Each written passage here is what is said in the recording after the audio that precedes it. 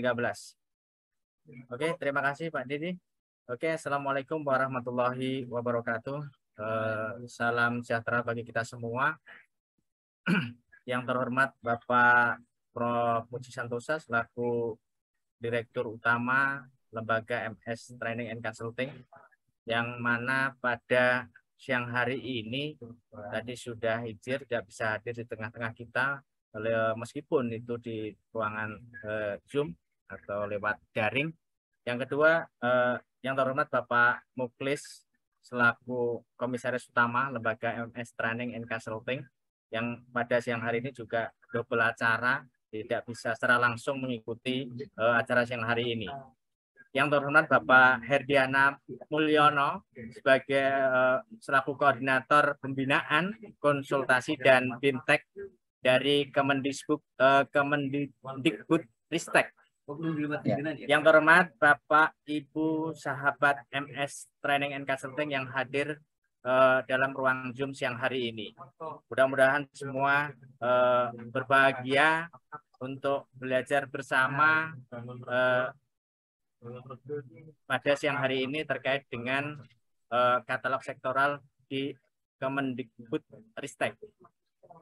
Oke, Bapak Ibu sahabat MS Training and Consulting semuanya, perkenalkan saya Sugadi Patmo, JF PBJ dari bagian PBJ Sekda Kabupaten Rempang, yang akan memandu Bapak Ibu sahabat semuanya selama kurang lebih 90 menit ke depan dalam kegiatan daring dengan materi katalog sektoral Kemendikbud Ristek. Oke, Bapak Ibu sahabat kelas khusus MS Training and Consulting semuanya, sebelum acara kita mulai, kami akan membacakan beberapa ketentuan dalam kegiatan siang hari ini. Yang pertama, peserta mengikuti kegiatan sesuai dengan jadwal pelaksanaan. Yang kedua, narasumber akan menyampaikan materi kurang lebih 45 menit ke depan, dan kemudian akan dilanjutkan dengan diskusi dan tanya jawab selama kurang lebih 45 menit. Yang ketiga, peserta yang mengajukan pertanyaan silakan klik tombol raise hand ya, yang akan nanti diberi kesempatan oleh moderator untuk bertanya secara langsung. Yang keempat, post test atau daftar hadir silahkan bisa dilihat di link Zoom setelah narasumber menyampaikan materi sebagai bukti kehadiran dan penulisan nama di sertifikat. Yang kelima, peserta yang mengisi post test atau daftar hadir yang mendapatkan sertifikat kehadiran. Ini jangan lupa nanti teman-teman atau sahabat sekalian jangan lupa untuk mengisi daftar hadir. Jangan sampai nanti tidak mengisi daftar hadir sehingga panitia kesulitan untuk menulis sertifikat kehadiran. Yang keenam, sertifikat paling cepat 2x24 jam setelah kegiatan ini selesai. Oke, Bapak, Ibu, sahabat MS Training and Consulting, sebelum acara dimulai, marilah kita sejenak untuk bermunajat, berdoa, memohon kepada Allah, Tuhan Yang Maha Esa, agar diberi kemudahan, keberkahan, dan kemanfaatan dalam kita belajar pada siang hari ini. Berdoa, mulai.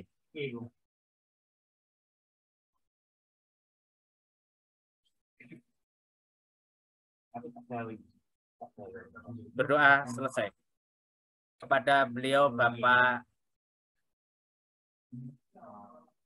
narasumber untuk memaparkan paparannya terkait dengan katalog sektoral Kemendikbud Ristek. Pada beliau Bapak Herdiana Mulyono, waktu dan ruang Zoom dipersilahkan. Baik, terima kasih Pak Moderator. Assalamualaikum warahmatullahi wabarakatuh, Bapak Ibu. Waalaikumsalam warahmatullahi wabarakatuh. Zoom ini dari seluruh pelosok Indonesia ya, dari berbagai instansi pemerintah dan mungkin juga ada yang instansi non pemerintah. Izin saya sharing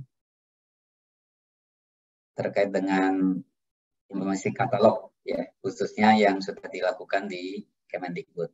Tadi di awal ada diskusi sedikit dengan Pak Moderator, apakah yang dimaksud di katalog ini yang SIPLA atau yang katalog yang pemerintah. Pada umumnya saya menyampaikan terkait dengan katalog yang pemerintah ya. Tapi di slide akhir ada beberapa saya kutip juga terkait dengan katalog khusus satuan pendidikan, yang dimana itu juga bagian yang kami kelola di KUJ Kemendikbudristek karena memang ada kekhususan untuk belajar di satuan pendidikan sesuai dengan kebijakan yang sudah disepakati oleh Kemendagri, LKPP, dan Kemendikbud sesuai dengan referen peraturan yang ada. Baik, saya mulai untuk menyampaikan materi yang ada di slide.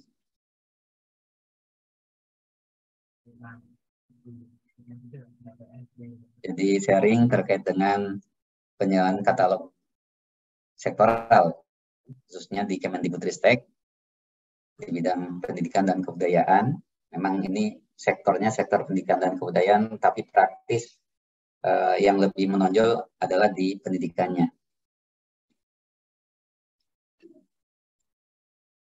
Kira-kira nanti akan ada 3 poin utama ini yang secara umum penyelenggaraan katalog, terus implementasi katalog sektoral pendidikan, dan purchasing juga ini secara umum sih. Nanti kita lihat sesuai waktu yang ada. Sebenarnya mungkin Bapak Ibu yang purchasing juga sudah banyak paham karena ini hanya mengutip atau mengambil apa yang sudah diatur oleh LKPP. Slide-nya pun adalah kebanyakan dari slide LKPP. Nah, ini sebagai bahwa kita sedang dikejar oleh Presiden ya untuk 3 poin utama ini, untuk peningkatan produk dalam negeri, terus peningkatan porsi UMK dan koperasi, dan percepatan penyerapan. Dan ini nanti ujung-ujungnya kebijakan ini salah satu yang menjadi tools utama untuk percepatan ini, percepatan penggunaan produk dalam negeri termasuk pengawalannya, terus juga memberikan porsi yang semakin besar untuk UMK adalah tools katalog ya, termasuk percepatan penyerapannya ya. Karena seperti yang kita ketahui bersama, dengan purchasing menggunakan katalog itu memberikan proses pengadaan yang paling cepat menurut pengalaman saya pribadi ya, efisien, efektif. Dan ini sedang digalakan oleh Presiden, dikasih amanah kepada LKPP dan untuk diterapkan di KLPD yang sebagai pengelola katalog sektoral, dan juga pemerintah sebagai pengelola pemerintah daerah sebagai pengelola katalog lokal ya. Ini bahwa target yang diterapkan di tahun ini, yang ini dikenakan seluruh pemerintah daerah pusat ya, untuk pro UMK 40% yang diamanahkan di Undang-Undang Cipta Kerja dan PP 7 2021 tentang UMK itu sendiri. Lalu juga pro pemerhatan ekonomi, yang dimana ini salah satunya yang menjadi tools untuk diinginkan adalah e-katalog ya, e-katalog lokal tentunya, karena untuk sampai di daerah-daerah, terus terintegrasi dan terdigitalisasi ya, proses bagaimana belanja itu terintegrasi, suatu yang merupakan keniscayaan ketika suatu yang berbagai stakeholder ada di beberapa tempat, bagaimana terintegrasi kalau tidak pakai sistem. Jadi suatu keniscayaan bahwa sistem itu menjadi tools yang harus digunakan, salah satunya katalog ini. Dan bagaimana juga mudah diakses dunia usaha ya, karena salah satu amanah utama di Undang-Undang Cipta Kerja di situ kan untuk kemudahan berusaha, dan disinyalir apa yang disiapkan dari berbagai metode, katalog ini menjadi salah satu yang paling disukai juga oleh pengusaha, karena paling sederhana untuk proses bagaimana bisa bertransaksi dengan pemerintah. Seperti yang kita ketahui, kalau belanja di pengadaan barang jasa kan ada swakelola sama penyedia, di mana pada dasarnya diutamakan swakelola, ketika tidak bisa baru ada penyedia. Dan kalau kita lihat dari metode yang ada, ini sekarang sebenarnya metode pengadaan barang jasa pemerintah itu sudah semakin fleksibel ya, tidak saklek seperti apalagi Kepres 80 ya, dikit-dikit pasal ya. Perpres 54 sudah mulai ada seninya, walaupun masih terkungkung, tapi di Perpres 1618 itu sudah betul-betul diserahkan kepada SDM untuk memilih metode mana yang paling tepat. Di mana di antara metode itu bisa jadi dalam satu waktu kita harus milih apakah purchasing, apakah pengadaan langsung, apakah bisa jadi misalkan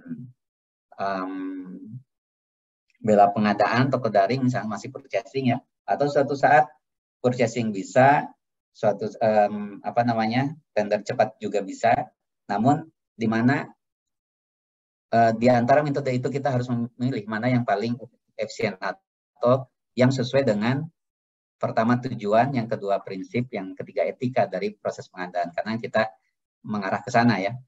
Jadi kita tahu sendiri bahwa tujuan itu satu adalah terkait dengan pengadaan produk atau barang jasa yang kita adakan sendiri, terkait misalkan kualitas, kuantitas, tepat waktu, dan lain-lain.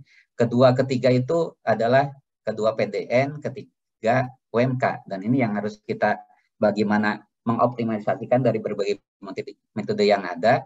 Sekarang ada dikecualikan, ada pengadaan khusus. Suatu saat bisa misalkan kita bisa masuk pengadaan khusus dan atau dikecualikan, tapi juga bisa milih di antara pengadaan melalui penyedia. Misalkan. Nah, ini harus dianalisis secara matang mana yang paling tepat. Dan kalau terkait dengan barang, khususnya barang jadi, yang istilahnya sudah kita bisa beli begitu saja, pada umumnya sepertinya sepakat itu melalui purchasing ya. Layaknya masyarakat yang yang sudah punya best practice belanja purchasing lewat toko daring, lewat marketplace. Itulah yang sehingga memang ini menjadi salah satu yang ditekankan di LKPP ya. Nah, kalau secara metode umumnya kan, kalau pemahaman saya, apa yang bisa dipilih metode itu, yang pertama, kalau bisa khusus ya pilih metode khusus. Tapi semakin sini mungkin ketika belanja barang, walaupun masuk metode khusus, kalau sudah ada purchasing, ya bisa jadi sekarang adalah pilihnya adalah purchasing ya di sini. Karena sekarang purchasing ada perubahan kebijakan yang dimana semuanya dipermudah untuk bisa tayang di katalog, atau belanjanya pun diberikan metode yang lebih baik ya, yang semula hanya istilahnya kita negosiasi, sekarang ada mini kompetisi, dan ke depan juga ada kompetitif katalog, yang itu akan memberikan metode purchasing yang lebih nyaman, lebih efektif, efisien gitu.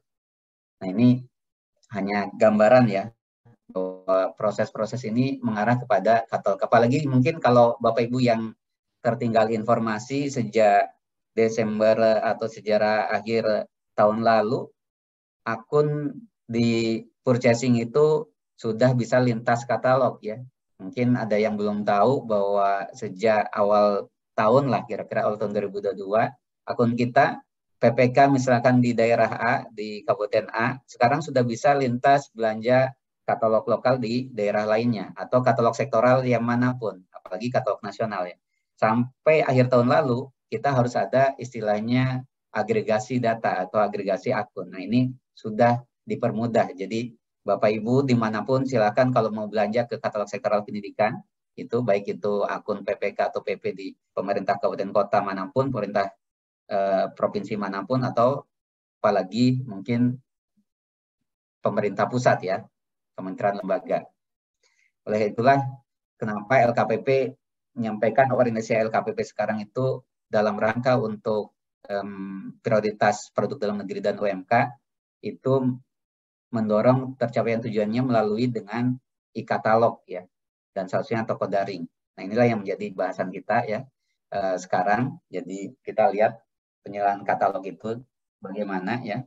Kalau berdasarkan dasar hukumnya, saya yakin sudah tidak asing ya Bapak Ibu. Mungkin ada yang mengikuti series dari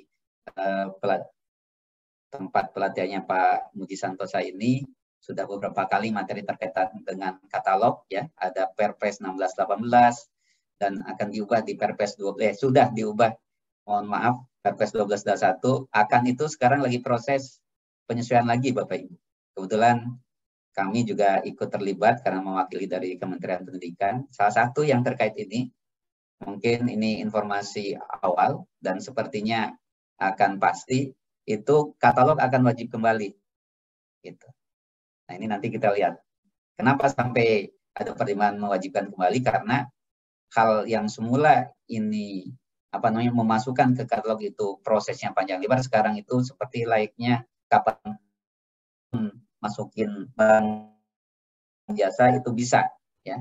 Tidak ada lagi kendala bahwa barang jasa itu sulit masuk ke katalog. Itu salah satu, dan lain hal banyak pertimbangan. Lalu per LKP 9 tahun 2021 nomor 13 tahun 2021-nya yang terbaru, yang ini juga menggantikan beberapa proses yang berubah terus dalam 1 tahun. Ada beberapa aturan yang akhirnya dicabut semua oleh keputusan Kepala LKPP nomor 122 tahun 2022 yang sampai dengan saat ini kita pegang keputusan Kepala LKPP ini untuk implementasi, termasuk implementasi pengolahan katalog ya, baik itu nasional, sektoral maupun lokal. SE di bawah ini untuk tambahan terkait dengan kalau proses purchasing ya, karena ada concern sendiri proses purchasing berdasarkan keputusan Kepala LKPP nomor 122 tahun 2022. Ada proses persiapan yang harus lebih ditekankan. Bukan berarti persiapan ini tidak pernah dilakukan, secara aturan masih sama.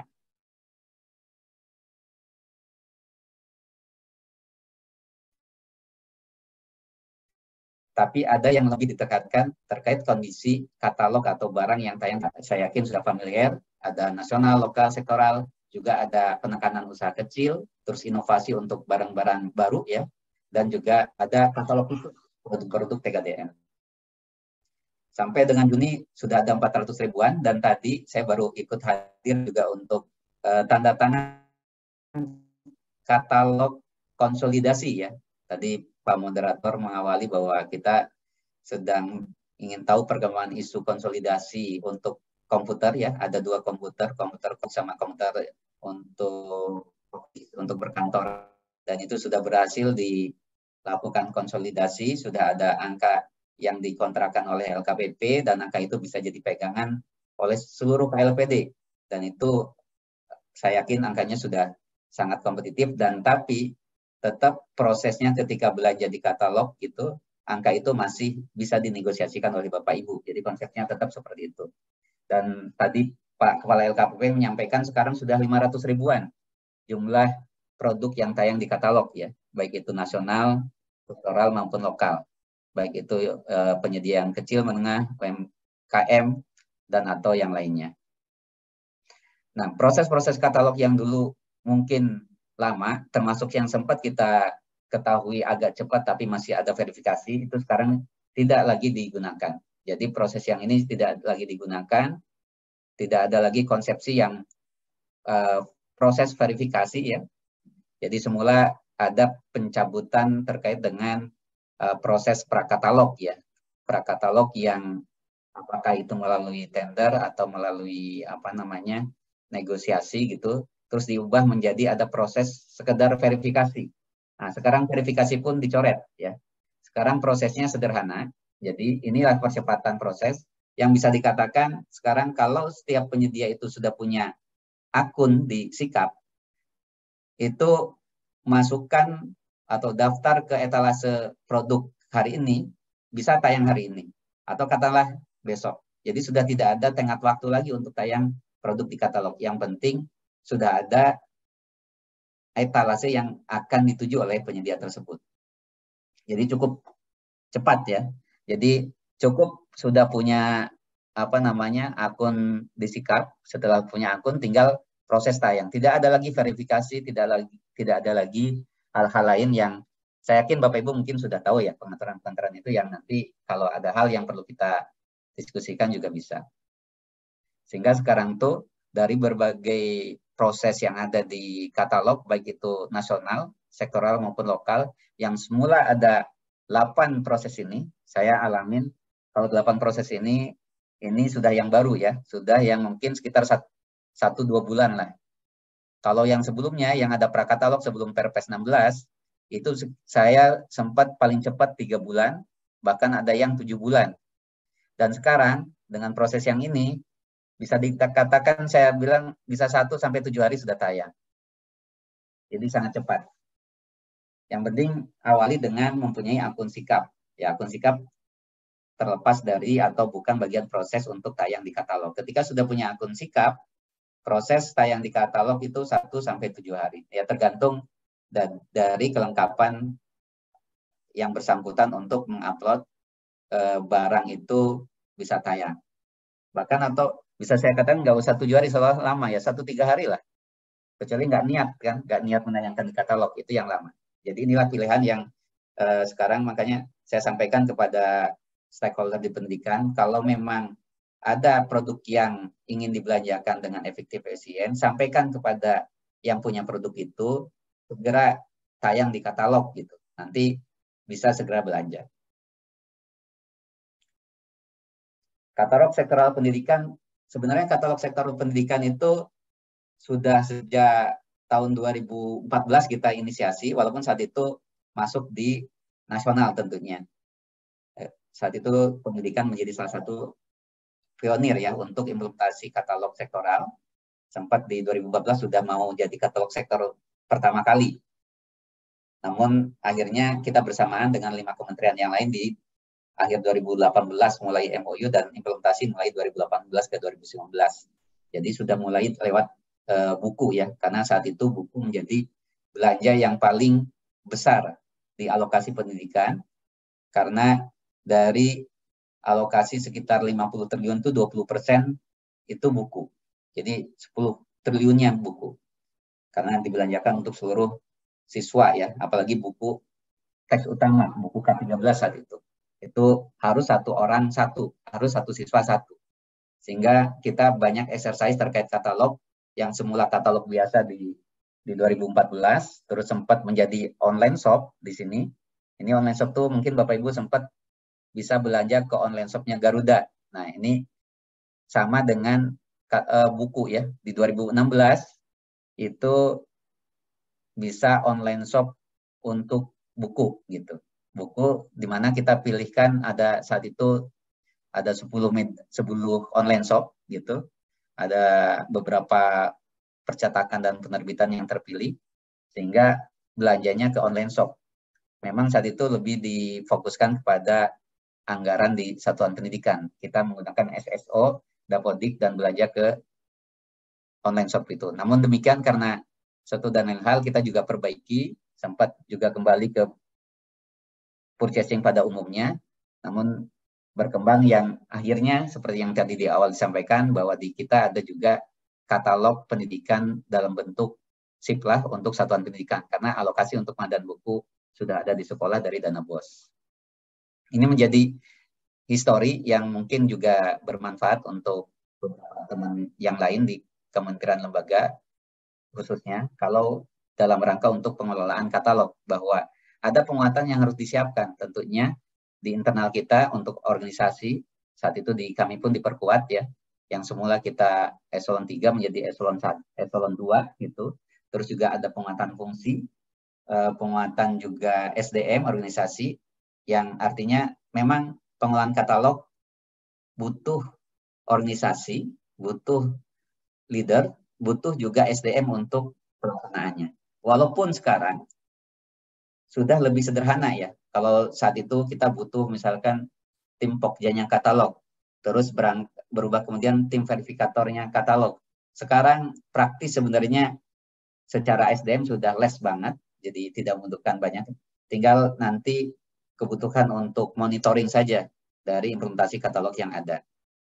Ini saya lewat cepat dan tadi sebagai informasi yang saya sampaikan di awal bahwa sempat ada katalog ya yang 2016-2017 untuk online shop, terus 2018 sempat kita kembali ke secara umum ya. Namun di 2019 ada katalog pendidikan khusus untuk satuan pendidikan, untuk anggaran di satuan pendidikan yang kita kenal dengan siplah ini ya. Ini sebagai historikal bahwa kita selain katalog sektoral juga kita ada katalog sektoral khusus satuan pendidikan. Ini katalog kalau yang ini kan katalog sektoral yang untuk KL ya, untuk KL. tapi juga ada untuk Satdik. Ini yang nanti sebagian kita akan bahas di sini.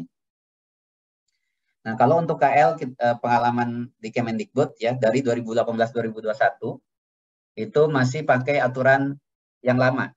Bahkan untuk pakai verifikator atau verifikasi pun kita hanya 1 kali ya, tidak banyak. Berbeda jauh dengan beberapa KL lain seperti Kementerian Kelautan yang pakai verifikasi cukup banyak. Tapi sebelum pakai verifikasi kita sudah banyak memproses ya, pakai prakatalog, ada lelang, ada negosiasi, yang dimana prosesnya memang cukup panjang. Jadi ada Satker, ada Menteri, ada UKPBJ, ada PP, ada KP, terus Menteri dan UKPBJ. Jadi berbalik-balik. Namun saat itu kita sudah concern ya, sampai Menteri pun menyampaikan kepada seluruh Menteri Kabinet Indonesia Maju, terus Kepala Badan Lembaga, Gubernur Bupati, menyampaikan bahwa sudah ada katalog sektoral Kemendikbud ya, yang saat itu pakai sistem yang lama. Dan sudah ada sekitar 5.000-an buku dan ada sekitar 500-an peralatan pendidikan saat itu ya. Yang itu yang kami ketahui sangat diperlukan oleh banyak stakeholder pendidikan, baik itu dana yang di Dinas Pendidikan maupun dana yang lain. Dan juga kami sampaikan melalui surat ini juga siapa tahu ada yang mau mengusulkan untuk masuk katalog sektor pendidikan. Karena saat itu agak sulit memang untuk tayang di katalog. Dan prosesnya sangat rigid gitu ya. Kalau terkait pendidikan harus masuk di katalog sektor pendidikan, kira-kira gitu kebijakannya. Yang sekarang, selama itu basisnya dibutuhkan belanja oleh KLPD yang bersangkutan, maka bisa saja masuk di sektor atau lokal yang bersangkutan. Nanti saya munculkan di di etalase katalog sektoral pendidikan yang baru itu tidak hanya pendidikan, tapi juga ada etalase-etalase lain yang justru itu memang dari sisi sektor bukan, gitu, tapi dari sisi belanja memang dibutuhkan. Ya ada histori belanja alokasi APBN di Kemendikbud itu memang belanja barang atau jasa tersebut ya, barang produk tersebut. Nah, strategi pengelolaan dan percepatan katalog sektoral yang sudah dilakukan di Kemendikbud, kira-kira yang utama memang perlu ada dukungan pimpinan ya, bagaimana ini bisa dilaksanakan, karena memang butuh effort untuk bisa berjalan.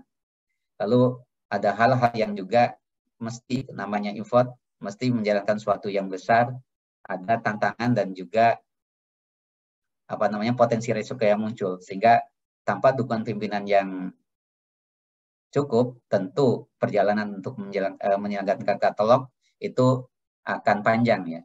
Terus membuat kebijakan dan tata pola yang mendukung pelaksanaan katalog sektoral baik dari segi organisasi, kewenangan SDM dan infrastruktur. Nah, ini seperti yang tadi disampaikan di awal bahwa kita ada menyiapkan suatu perubahan organisasi untuk UKPBJ Kemendikbud, di mana di dalamnya juga tentu kita siapkan bagian dari TUSI untuk pelaksanaan katalog, terus juga menyiapkan SDM-nya dan menyiapkan infrastrukturnya untuk implementasi. Kemudian melakukan peningkatan kompetisi SDM dan stakeholder terkait pelaksanaan katalog sektoral. Ya, tentu ini kita terus ya mengkaji dan terus bekerja sama dengan LKPP untuk bagaimana mengimplementasikan katalog sektoral agar berjalan dengan baik, lancar, dan tidak menimbulkan potensi risiko yang tinggi. Melakukan sosialisasi dan BIMTEK terhadap stakeholder penggunaan katalog sektoral, baik itu pemerintah sebagai pembeli maupun penyedia sebagai penjual. Jadi dua sisi. Tadi ada surat menteri ke seluruh pemerintah, itu sebagai bentuk bahwa satu, kita sudah ada katalog sektoral, silakan kalau mau butuh buku, belanja di sini aja, harganya bagus, gitu, barangnya terjamin. Juga kami sampaikan ke pemerintah itu, silakan kalau ada usulan barang lain yang mau masuk ke katalog sektor pendidikan, itu surat menteri tadi. Selain itu juga kami mengundang para calon penyedia ya, penjual, kita sampaikan, kita analisis berdasarkan data-data belanja sebelumnya. Silakan ini ada katalog sektoral, silakan untuk mendaftar dan untuk tayang di etalase katalog sektoral pendidikan. Ini proses-proses yang sekarang kita sedang jalan itu akan menambah yang semula etalase buku itu non-tag ada sekitar 4.000-an dan sempat turun tayang ya. tahun lalu, dan sekarang berproses lagi untuk buku non-teks sekitar 10 ribuan, dan juga ada buku teks utama ya. Jadi ada buku non-teks sama teks utama, yang saya yakin Bapak Ibu mendengar ada istilahnya kurikulum merdeka ya. Sekarang istilahnya buku teks pelajarannya itu teks utamanya buku kurikulum merdeka gitu. Tapi kalau buku non-teks adalah buku-buku yang untuk pengayaan. Jadi ada buku sastra, buku referensi, buku kamus gitu ya. Yang itu diterbitkan oleh banyak penerbit terkenal tentunya di Indonesia. Mulai dari mungkin ada Gramedia, Intan Prawira, dan lain-lain ya. Dengan penulisnya yang terkenal. Dan juga kita akan membuat surat edaran baru seperti yang kemarin untuk mengupdate terkait dengan perkembangan katalog sektoral di kita. Terus kita sedang inventarisasi lagi produk-produk baru untuk bisa tayang di katalog sektor. Salah satunya yang kami dapat masukkan adalah untuk aplikasi pembelajaran ya. Aplikasi pembelajaran juga silakan nanti kalau ada masukan dari Bapak Ibu apa yang kebutuhan di bidang pendidikan yang perlu masuk di katalog sektoral Kemendikbud, kami siap untuk membuat kajiannya dan membuat etalasenya. Lalu melakukan evaluasi dan memperkuat kebijakan katalog elektronik sektoral tentunya ya, karena sisi yang nomor 4 ini menjadi penting di kebijakan yang baru karena potensi penyedia itu ada melakukan human error, katakanlah demikian human error, atau mungkin ada yang tidak sengaja tapi belum sesuai, itu memang potensinya agak besar karena tidak dikawal secara verifikasi ya. Jadi ini kayak self assessment bahwa diyakini, dipercayai bahwa penyedia itu sudah memenuhi syarat yang ditetapkan di katalog dan mereka kita anggap sudah dewasa dan mengikuti aturan itu. Nah ini harus kita monitor karena kadang ada etalase A harusnya tidak ada barang B, tapi ternyata ada penyedia yang, ini maksudnya negeri itu yang non vokasi ini sedang akan diadendum. Jumat besok akan ada rapat dengan LKPP mengadendum terkait dengan etalase ini. Jadi sekarang kalau Bapak Ibu butuh peralatan untuk pembelajaran apapun, karena kalau ini diklik di dalamnya ini ada sesuai dengan mata pelajarannya, kebutuhan peralatan. Kalau SMK misalkan ada otomotif, ada mesin, ada TIK, ada pertanian, mungkin ada lab fisika, lab kimia, gitu. Kalau perguruan tinggi akan lebih banyak lagi, gitu. Jadi ada per kategorinya. Nah ini sudah bisa daftar. Ketika sudah punya sikap bagi penyedia itu bisa dari sekarang lihat di websitenya katalog LKPP, cari peralatan pendidikan, dan ini masih masuk di katalog nasional ya Bapak Ibu. Walaupun secara sektor, ini sektornya pendidikan, namun secara sistem, karena kesepakatan bersama ketika ada pergantian pimpinan kepala LKPP, saat itu ada percepatan salah satunya yang memang belanjanya banyak, dan produknya juga banyak. Ini sekitar sudah 10 ribuan sekarang yang tayang di sini, dan nambah terus, sehingga saat itu ada percepatan menjadi katalog nasional. Nah, sentuhan terkait katalog sektor pendidikan ya untuk satuan pendidikan. Ini latar belakangnya sebenarnya karena alokasi anggaran pendidikan itu sebagian besar disimpan di sekolah ya. Jadi sekitar dana transfer itu bagian besar itu dana BOS. Dana BOS itu sekarang sekitar 60 triliun di sekolah itu. Dan sampai dengan beberapa tahun terakhir itu menjadi momok beberapa pemerintah ketika termasuk kami di Kemendikbud ketika ditanyakan 60 triliun itu dibelanjakan untuk apa? Bagaimana? Nah itu sulit untuk mendapat reportnya. Itu salah satunya. Karena kita sudah coba monitor itu ya nggak pernah sampai 50%. Padahal ini hanya 4 besar kategori belanja gitu. Tidak sampai detail. Apalagi sampai detail. Dan di beberapa daerah bahkan menjadikan temuan BPK bahwa daerah nggak pernah WTP karena salah satunya masalah dana BOS itu. Dan juga ada kendala-kendala belanja di satuan pendidikan di antara sekolah yang ternyata rawan korupsi juga. Selain juga masalah SDM di sekolah ya. Masalah di SDM di sekolah itu kebanyakan itu bahkan sekolah itu SD ya banyaknya tuh 65%. Dan di SD itu hanya ada kepala sekolah. Tidak ada SDM lain. Beda dengan pemerintah ya. Ada strukturnya. Bayangin kalau SD yang hanya kepala sekolah suruh pakai Perpres PBJ ya. Siapa KPA, PPK, Pokja itu enggak. Berarti enggak cocok kan. Lalu SMP hanya Kasek sama TU. Memang SMA SMK sudah ada Wakasek dan TU. Namun secara keseluruhan ya tidak tepat untuk menggunakan proses PBJ yang Perpres PBJ. Karena memang tidak masuk atau bahasa waktu kita duduk sama LKPP itu karena kebetulan secara anggaran pun sudah lepas dari RKKL, sudah lepas dari DPA, jadi bukan bagian dari RKKL. Nah, dana BOS itu sekarang kan sudah langsung cair ke rekening sekolah, walaupun ada pencatatannya. Tapi secara proses itu sudah dilepaskan. Kalau di Perpres 16/18 kan ada ruang lingkup ya, ruang lingkup belanja itu yang dilaksanakan oleh pemerintah yang dilaksanakan. Artinya adalah yang dilaksanakan oleh pemegang RKKL atau pemegang DPA kalau di daerah mungkin ya. Nah ini karena sudah lepas dilaksanakan oleh sekolah sehingga harus dibikin satu sistem tersendiri. Dan kebetulan di Perpres 16/18 ada pasal terakhir, pasal 80-an yang juga memberikan kewenangan untuk diatur sendiri untuk detailnya. Dan saat itu disepakati bersama sama LKPP, sama Kemendagri, dan jatuhnya ke Kemendikbud untuk mengatur. Dan kita sudah melanjutkan surat resmi kepada Gubernur Bupati untuk optimalisasi penggunaan SIPLA ini oleh oleh Menteri ya, surat ke Gubernur dan Bupati. Kita baru saja memperbaharui juga layaknya Perpres, ada kebijakan baru, ngikutin perkembangan. Kita juga ada perbaharuan kebijakan untuk panduan pengadaan di satuan pendidikan yang semula di Permendikbud 1420, sekarang menjadi Permendikbud 1822. Banyak adopsi perkembangan teknologi salah satunya.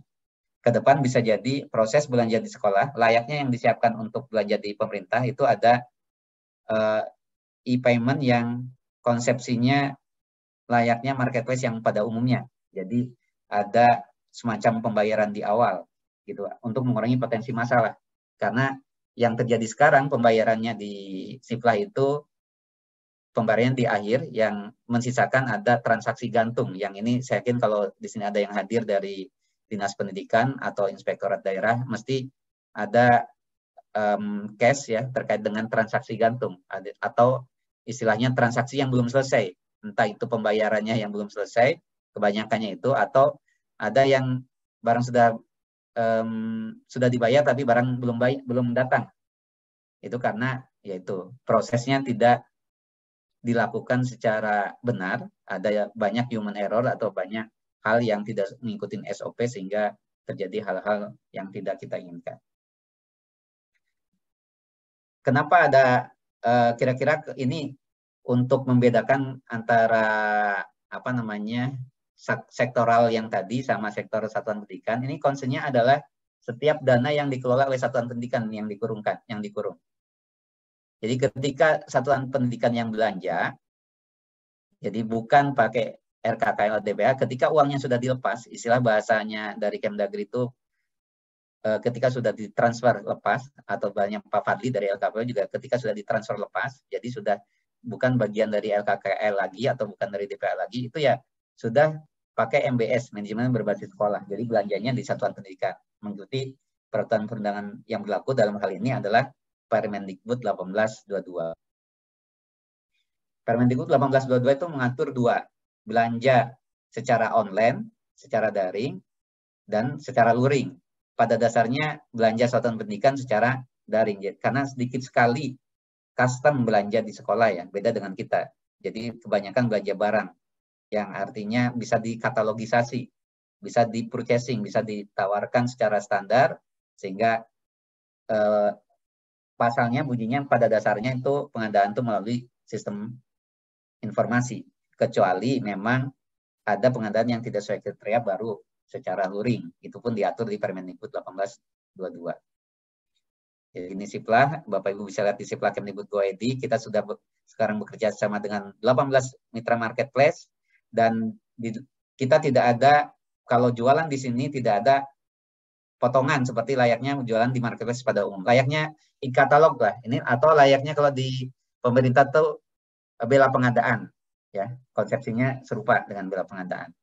Cuman ini lahir duluan di 2019, bela pengadaan baru berikutnya di 2021. Jadi mirip-mirip. Jadi bekerja sama dengan mitra marketplace, tapi marketplace harus term of condition mengikuti syarat dan ketentuan berlaku. Jadi ada kontrak dan mereka juga tidak boleh menarik biaya sepeser pun baik ke pembeli maupun penjual. Dan ada hal-hal lain yang kita atur untuk demi tentu keuntungan negara tanpa tentunya istilahnya merugikan mitra marketplace. Ini kita Kemendikbud tidak invest mengembangkan ini. Jadi yang invest adalah marketplace-nya. Jadi tidak keluar sepeser pun APBN untuk pengembangan Siplat. Kira-kira sampai 2000, kecuali sekarang memang ada concern khusus, tidak hanya Siplat tapi jadi SDS, sumber daya sekolah, yang dikawinkan dengan berbagai tools lain yang dibutuhkan oleh sekolah. Mas Menteri sedang mengembangkan mega platform. Nah, Siplat di dalamnya bagian dari mega platform tersebut. Secara proses hampir sama dengan proses belanja pemerintah ya. Jadi cuman artinya proses tetap ada pengiriman dulu, pemeriksaan, BAST baru bayar. Tapi semua ini dilakukan dalam satu sistem Siplat tersebut. Jadi belum pakai yang konsep marketplace yang pada umumnya. Kenapa? Karena kita masih mengutamakan keamanan sekolah.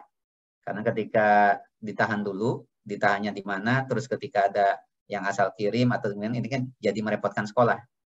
Nah, kita mengutamakan sekolah, ternyata ketika menemukan sekolah juga menyisakan PR transaksi gantung yang potensi merugikan penyedia. Sehingga kita juga melakukan revisi perbaikan peraturan di Permendikbud 18 2022 yang biar kita dapat solusi win-win solution antara satuan pendidikan sama penyedia. Karena implementasi katalog sektoral tadi dan Sipla itu kita juga dihargai ya, bahwa ini menjadi salah satu bentuk untuk ANTK, Aksi Nasional Pencegahan Korupsi. Ini dilakukan di gedung KPK dan bersama Presiden di istana, Mas Menteri juga di istana, Mas Menteri di sana sama Presiden, yang gedung KPK Pak Sekjen saat itu, ini bersama dengan beberapa menteri dan gubernur, ada Menteri Kesehatan sama Gubernur Jabar. Dan juga kita dapat juga penghargaan LKPP sebagai inovasi pengadaan yang mendukung transparansi belanja pengadaan. Ya, karena katalog sektoral Kemendikbud menjadi salah satu pionir, termasuk juga karena ada Siplat di Kemendikbud. Dan dari segi tata kelola pengadaan pun, Kemendikbud terbaik di 2020 ya.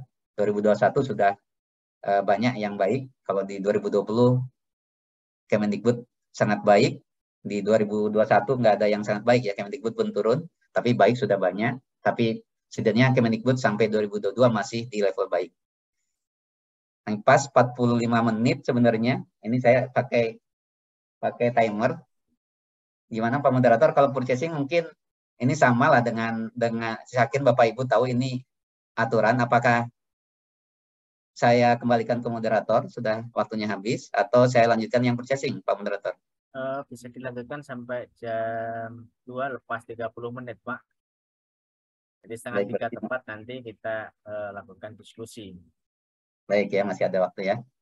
Sekitar 11 menit. Baik. Ini sebagai informasi yang baru Bapak Ibu. Saya yakin mungkin sebagian sudah tahu, kalau dulu katalog itu hanya negosiasi ya. Nah, sekarang muncul mini kompetisi sama kompetisi katalog. Mini kompetisi ini sudah aktif. Ini masih menunggu waktu. Kalau negosiasi ini ketika memang kita sudah yakin cukup, misalkan secara prinsip itu kalau yang jualan tuh hanya satu sebenarnya. Kalau saya ya, tapi tidak menutup kemungkinan yang jualan ada beberapa, mau negosiasi juga silakan. Ini tidak diwajibkan gitu. Tapi kalau hanya satu ya nggak mungkin mini kompetisi gitu. Ketika hanya satu produk tersebut, ya silakan negosiasi terhadap. Tapi kalau untuk mini kompetisi ketika minimal yang jualan ada 2 atau lebih.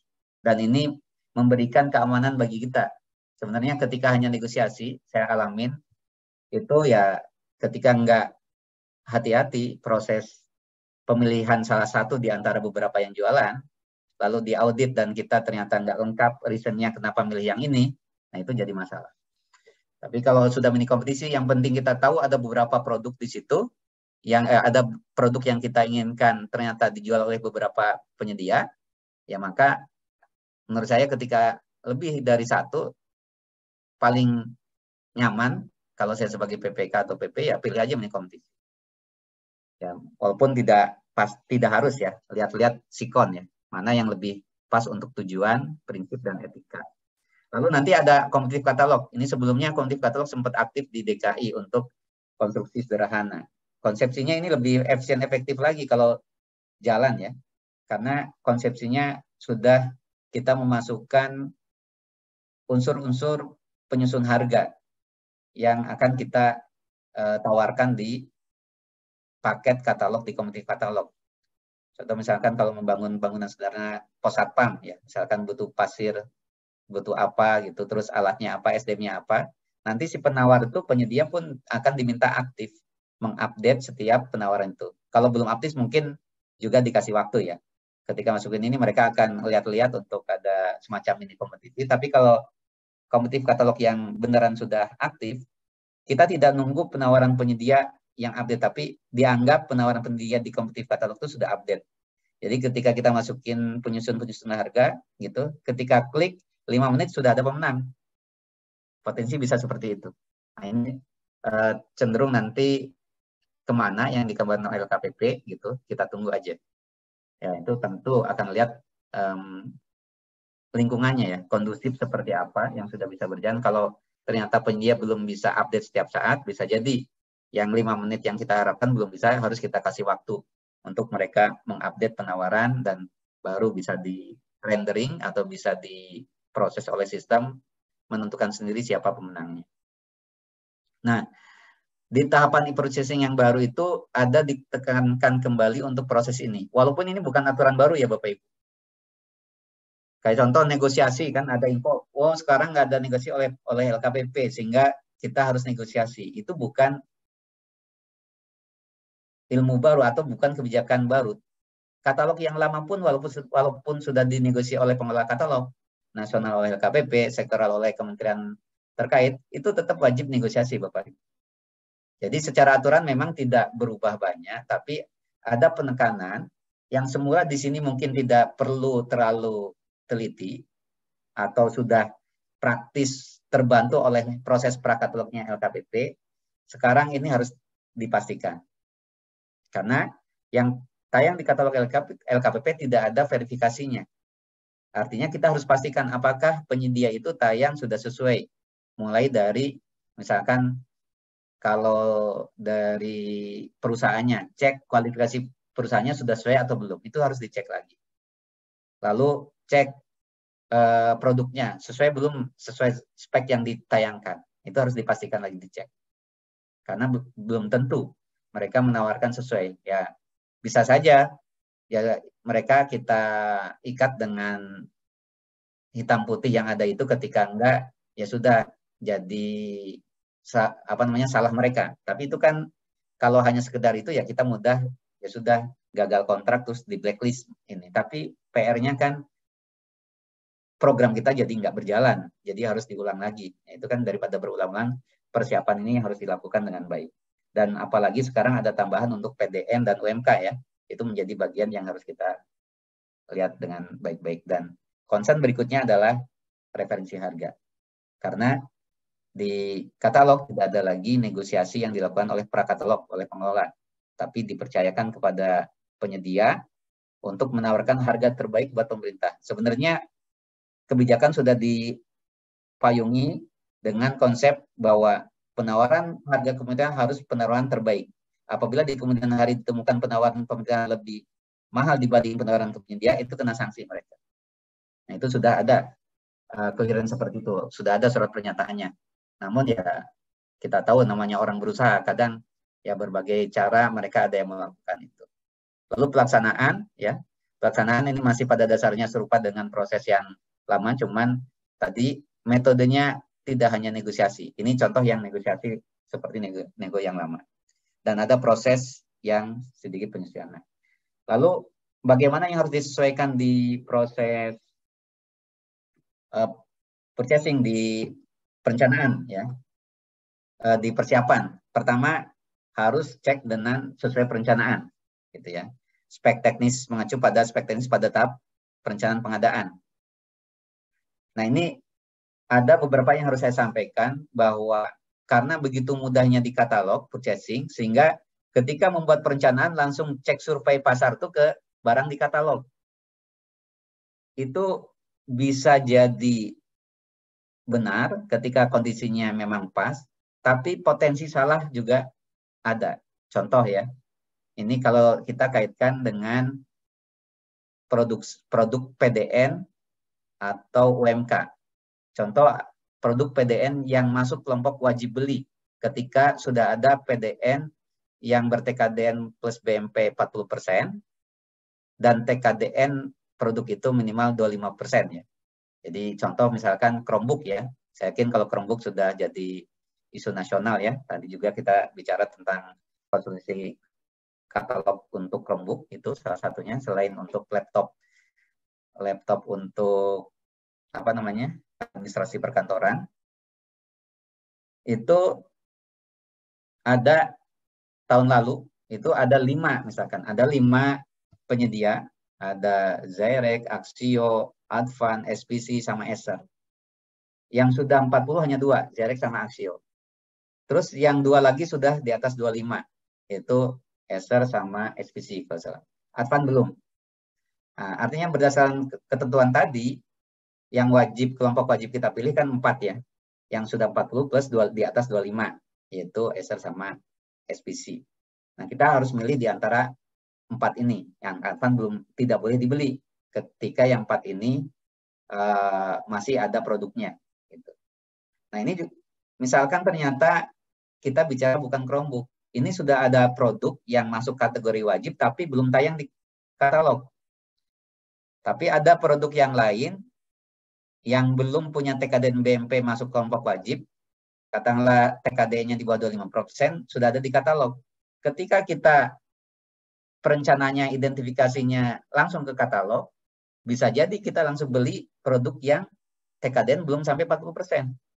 Atau TKDN belum 25%, atau bukan kelompok wajib.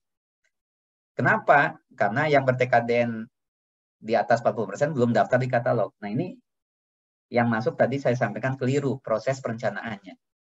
Jadi ikutin proses perencanaan itu bukan langsung survei di katalog, tapi need analisis dulu apa yang dibutuhkan, speknya, lalu survei pasar, market sounding, cek, bukan pasarnya katalog, tapi pasar pada umumnya. Salah satu survei pasar yang paling utama adalah cek data TKDN Kemenperin, kan gitu. Bukan lihat katalog dulu. Ini karena banyak ya di satker kami ada yang keliru seperti itu, saya sampaikan. Karena yang tayang di katalog tuh bukan dipastikan harus sudah ber-TKDN.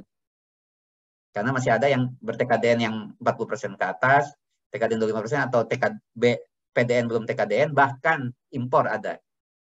Atau bahasa yang lain, barang yang sudah masuk kelompok wajib, TKDN BMP 40% atau TKDN di atas 25%, belum tentu sudah tayang di katalog.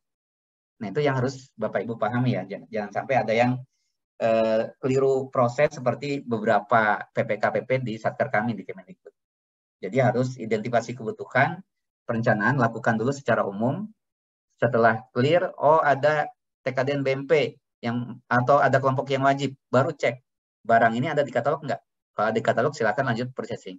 Barang ini tidak ada di katalog, yang di katalog barang yang lain, yang nggak boleh paksain purchasing karena undang-undang PP-nya wajib beli yang ini gitu, wajib yang TKDN BMP 40%. Di proses bisa melakukan penyesuaian sesuai dengan data dan informasi pasar. Penyebutan merek juga diperbolehkan untuk proses pengadaan lewat katalog. Lalu, nah ini yang tadi saya jelaskan ya, prioritas penggunaan PDN, proses ini jangan sampai dimaknai cek di katalog saja. Jadi harus dilakukan di persiapan, di proses identifikasi kebutuhan. Jadi kalau dilakukan hanya di katalog, ya itu keliru. Tapi ketika sudah dilakukan di persiapan tadi, ternyata oh adanya tidak ada yang di luar katalog. Nah, terus kita cek di katalog, baru ada prioritas. Istilah ini prioritas. Prioritas, cari yang wajib dulu. Ketika ada yang wajib, prioritas urutannya seperti ini. Dan jangan lupa ketika beli impor, Bapak Ibu harus izin ya, izin ke pimpinan. Kalau di beberapa kementerian tuh harus ke menterinya, di Kemendikbud ke eselon 1-nya. Pemerintah daerah mungkin langsung bisa ke gubernur, bupati, wali kotanya, tergantung tata kelola yang diatur oleh masing-masing pimpinan. Ya. Karena impresnya sudah membunyikan harus izin ke pimpinan kementerian lembaga pemerintah daerah. Impor maksimal 5% secara total nih. Ini harus jadi pegangan Bapak Ibu, di impres bunyi ya. Sampai 2023 maksimal itu 5%. Di Kemendikbud di tahun 2022 pun impor maksimal 5%.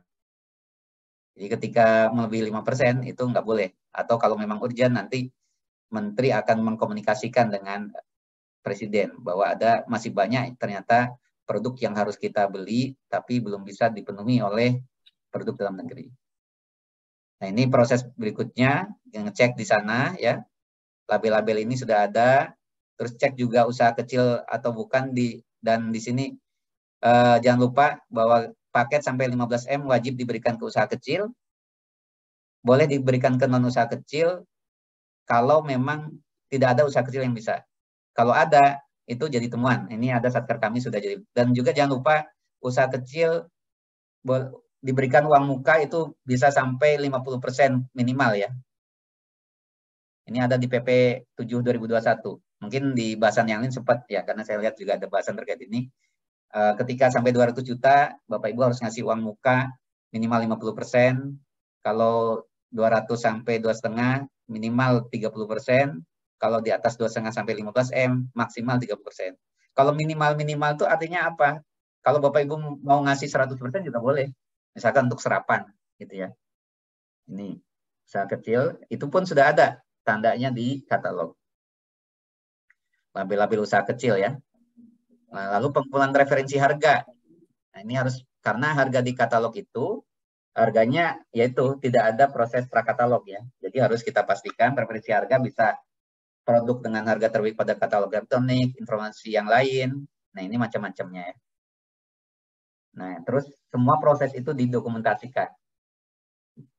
Baru selanjutnya pengecekan penyedia katalog elektroniknya. Jadi status daftar hitam, terus cek teknisnya, terus verifikasi data sikapnya benar atau tidak, sesuai dengan persyaratan atau tidak. Gitu. Sehingga proses setelah itu baru melakukan proses memilih produk di katalog, melakukan purchasing sesuai dengan proses pada umumnya ya, mulai dari memilih produk, memilih RUP, mengisi informasi KLPD, mengisi informasi PPK, mengisi informasi daftar produk, dan memproses paket. Nah, referensi harga untuk memastikan jika diperlukan bisa meminta bukti kepada penyedia ya, transaksi terakhir, atau meminta struktur harga untuk barang untuk dinegosiasikan, atau melakukan penyikan riwayat harga transaksi penyedia, atau juga bisa untuk mempertimbangkan adanya layanan teknis pendukung lainnya. Gitu. Nah, ini contoh riwayat harga transaksi penyedia. Pak Herdian, masih sudah habis ya. Baik. Materi paparannya masih banyak. Baik, mungkin cukup sampai di sini. Saya yakin ini juga Bapak Ibu sudah banyak menjelaskan. Maaf apabila dalam menyampaikan ada hal yang kurang.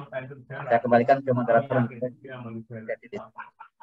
Oke, terima kasih Pak Herdiana sudah memaparkan jelasnya yang mudah-mudahan Bapak Ibu sahabat MS Training and Consulting semuanya memahami betul apa yang disampaikan oleh beliau Bapak Herdiana, mulai dari awal hingga akhir, sehingga akan menambah hasil referensi sebagai bahan dalam melaksanakan tugas kita sehari-hari dalam bidang pengadaan barang jasa di OPD kita masing-masing. Ada beberapa catatan yang ingin saya sampaikan, yang ingin saya simpulkan dari paparan beliau Bapak Herdiana terkait dengan katalog sektoral ini.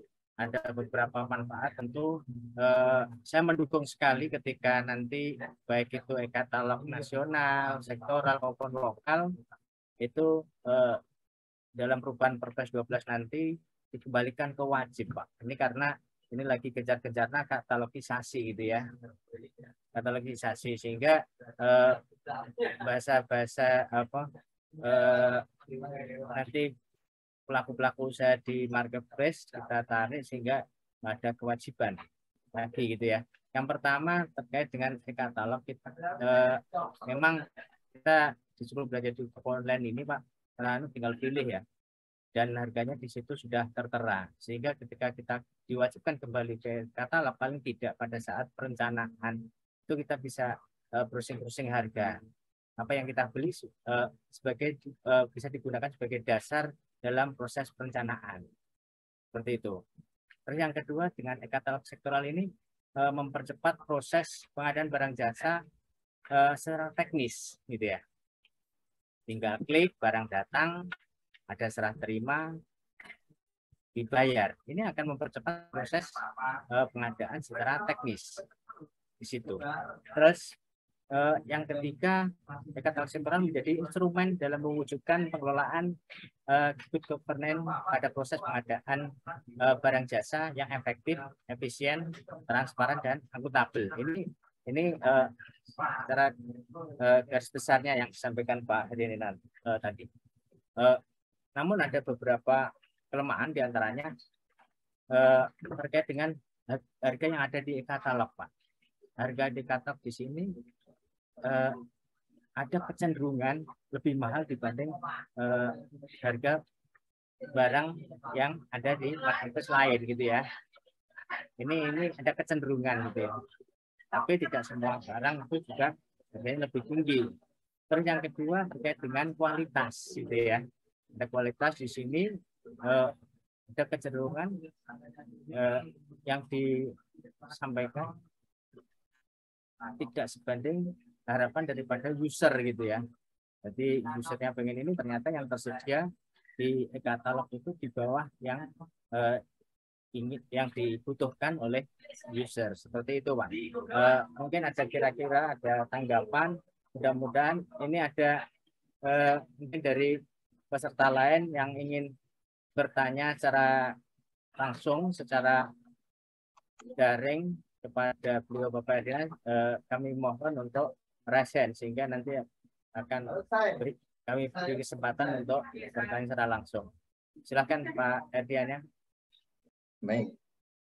Jadi seperti yang disampaikan Pak Moderator tadi, betul semua bahwa memang dengan katalog itu memberikan efektif, efisien proses ya. Best practice yang kita ketahui di masyarakat itu aja ya, itu sudah tidak bisa dipungkiri ya. Banyak mall tutup, banyak toko tutup ya, berpindah ke online shop, ke marketplace. Itu kan purchasing, mirip katalog kita ya. Nah, kecenderungan tadi yang mungkin yang akan saya bahas ya. Dua, kecenderungan harga yang cenderung mahal, yang kedua kualitas ya. Kalau prosesnya seperti dulu, mungkin ini masih belum bisa menjawab. Kenapa? Karena ada keterbatasan proses. Pertama, prosesnya itu praktis dilakukan, katakanlah dulu itu katalog nasional atau sekarang sudah ada katalog sektoral atau katalog lokal lah ya. Itu prosesnya kan dibatasi dalam sekual waktu tertentu. Sehingga bisa jadi pada waktu itu yang daftar, ya kalau memang masuk semua ya, masuk semua yang baik gitu ya. Tapi bisa jadi yang baik belum masuk. Atau katakanlah sudah masuk semua sesuai dengan tenggat waktunya. Tapi seperti yang kita ketahui bahwa sekarang tuh perubahan zaman tuh luar biasa ya. Contoh barang TIK saja. Dalam 3 bulan sudah ada produk baru. Kalau dulu namanya kontrak payung itu tenggat waktunya minimal setahun. Katakanlah kebanyakan 2, 3, atau 5 tahun itu kontrak payung katalog. Yang saya lakukan demikian. Padahal perubahan produk itu cepat sekali, 3 bulan, karena TIK itu 3 bulan. Bahkan ada beberapa produk itu kurang dari 3 bulan berubah. Artinya ada perubahan produk yang semakin baik, yang tadi bahwa kecenderungan ada barang yang lebih baik, atau ada produk yang semula itu dulu mahal karena berubah ada yang baru. Contoh barang HP ya, ketika baru keluar kan harganya luar biasa mahal. Ketika ada pesaingnya dia mulai turun harganya. Nah itu tidak fleksibel, berubah kalau ketentuan yang lama, sehingga harganya cenderung mahal. Nah, ketentuan yang baru ini, Pak Moderator, itu fleksibel seperti layaknya marketplace pada umumnya. Kapanpun penjual mau mengubah harga, silakan. Nah, ini kan pasti Bapak Ibu, wah berarti ada potensi mereka merubah ke yang mahal. Itu kalau marketnya tertutup. Contoh market terbuka tuh marketplace ya. Marketplace, Tokped katakan, terus apa lagi? Beli-beli katakan, atau apa lagi? Shopee. Coba, kalau dia jualan harga mahal di situ, mau dibeli nggak oleh kita? Atau akan potensi dibeli oleh kita nggak? Nggak kan? Nah, sekarang tuh yang dilakukan oleh pemerintah itu di katalog, bikin katalog itu menjadi market yang open. Salah satu buktinya open, pertama, daftar sekarang besok tayang. Bisa. Yang kedua, pengumuman pendaftaran tuh dibuka selama-lamanya. Nggak ada batas waktu. Kalau dulu kan ada batas waktunya. Kayak proses lelang. Sekarang nggak ada. Yang ketiga, harga boleh diubah kapanpun.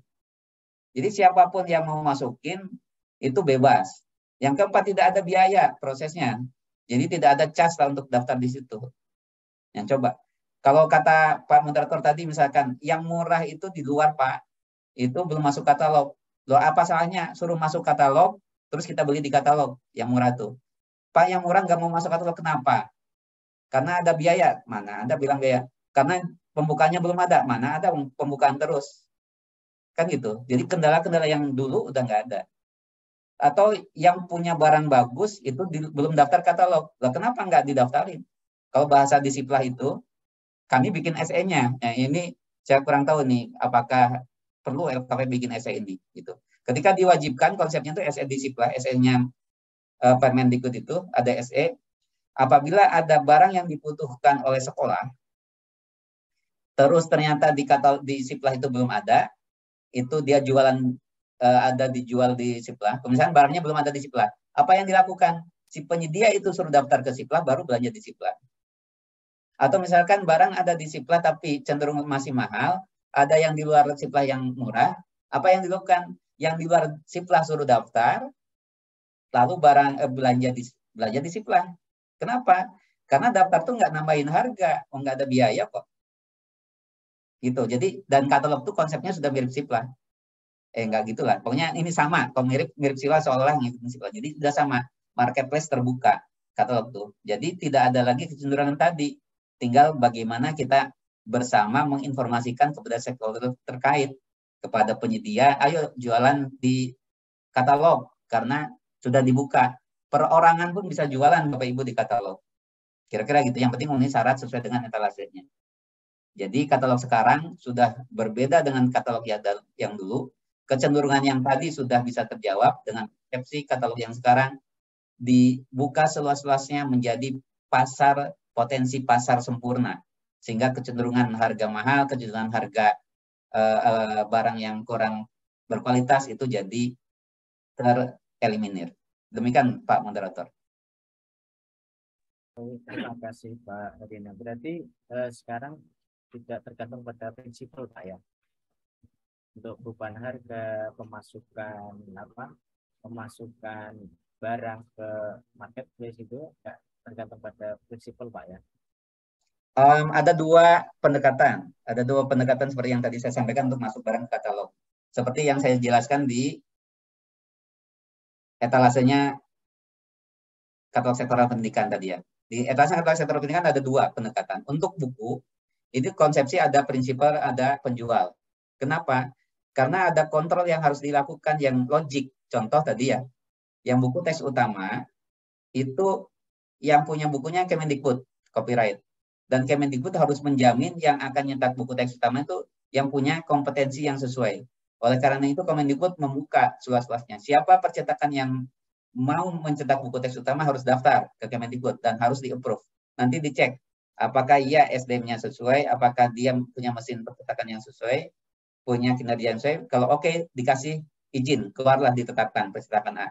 Nah, karena ada percetakan yang harus memenuhi standar, maka konsepsi buku teks utama itu pakai konsep prinsipal. Yaitu prinsipalnya percetakan yang di-approve. Baru nanti percetakan mau jualan ke siapapun terserah dia. Nggak boleh percetakan yang lain tuh. gitu. Nah, terserah dia. Baru itu mitra penjualannya itu sebagai reseller. Ini kalau ada konsep seperti ini. Tapi kalau barang ATK gitu, ada reason apa harus pakai prinsipal? Nggak ada kan? Nah, oleh karenanya kalau ATK ya bebas, nggak harus lewat prinsipal, langsung jualan siapapun tokonya mau daftar di situ boleh. Mau toko perorangan, toko pribadi, mau dia misalkan distributor silakan. Nanti berkompetisi di situ. Nah, kalau yang konsep prinsipal yang masih berlaku di LKPP yang produk nasional kan seperti kendaraan ya. Kendaraan, terus PEP memang itu masih konsep prinsipal karena ada kontrol dari prinsipalnya. Tentu harga itu pasti dikontrol oleh prinsipal kan. Tapi penjual itu boleh menjual harga di bawah prinsipal. Tapi nggak boleh menjual harga di atas prinsipal. Itu juga konsep yang tadi saya gitu. Yang buku teks utama udah ada HET. H itu menjadi harga tertinggi. Lalu prinsipal akan menjual berapa tidak boleh lebih dari HET. Lalu reseller yang bekerja sama dengan prinsipal tersebut atau penjual yang bekerja sama dengan percetakan tersebut, dia akan menawarkan jualan dengan harga maksimal yang ditawarkan oleh prinsipal, tapi dia bisa nurunin lagi. Nah, pada dasarnya ada dua kelompok. Kalau memang butuh atau kondisi seperti yang tadi, ada hal-hal yang harus dijamin, ya pakai konsep prinsipal reseller. Tapi kalau barang yang pada umumnya yang tidak ada konsep dia, langsung reseller aja yang jualan di katalog, tidak ada keharusan ada prinsipalnya. Demikian Pak Moderator. Oke, terima kasih Pak Adiana. Mungkin ada sahabat yang lain yang ingin menyampaikan pertanyaan terkait dengan materi pada sore hari ini, yakni katalog sektoral Kemendikbudristek. Kami persilakan Bapak Ibu semuanya. Barangkali ada pertanyaan dari Ibu Dwi Wahyu Kurniawati. Pak Idris Tanjung, barangkali ada pertanyaan yang ingin disampaikan.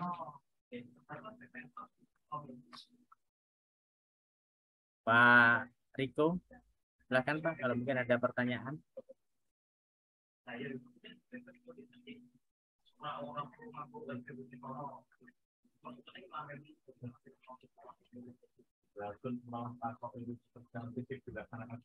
Mungkin Pak Tagudang barangkali ada yang disampaikan sebelum acara ini bentar lagi acara sudah berakhir.